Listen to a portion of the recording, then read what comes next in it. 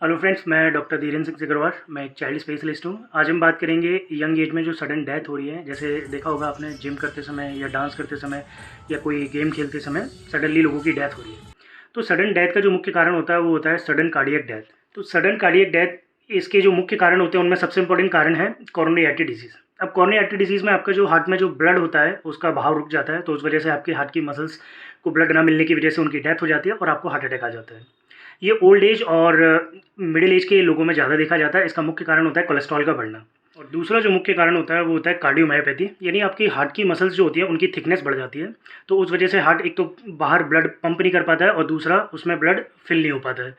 तो ये आपको, अगर कोई कंजेनिटल हार्ट डिजीज़ है तो आपको चांस है कार्डियोमायोपैथी होने का, या आपका अनकंट्रोल्ड बीपी है आपको, या अनकंट्रोल्ड डायबिटीज़ है, या आप एल्कोहल इंटेक बहुत ज़्यादा लेते हैं तो आपको कार्डियोमायोपैथी हो सकती है। और ये मुख्य कारण होता है जो सडन कार्डियक डेथ होती है उनका।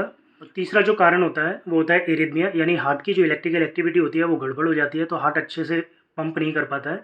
जैसे वेंटिकुलर फिब्रिलेशन, वेंटिकुलर टैकीकार्डिया, अगर इनको समय रहते सही ना किया जाए तो ये सडन कार्डियक डेथ करा सकती हैं। यदि आपको भी इस प्रकार के कोई लक्षण है, जैसे चेस्ट पेन, सांस फूलना, घबराहट होना, बेचैनी होना और पसीना आना, या आपको कोई कंजेनिटल हार्ट डिजीज़ है, या आपकी फैमिली में भी कभी कोई सडन डेथ हुई है, तो आपको आपके कार्डियोलॉजिस्ट से जाके मिलना चाहिए और आपको अपनी जांच करानी चाहिए। और यदि आप कोई फिजिकल एक्टिविटी करते हैं तो आप ध्यान रखें कि बहुत ज़्यादा सीवियर एक्सर्शनल एक्टिविटी आप ना करें। Thank you.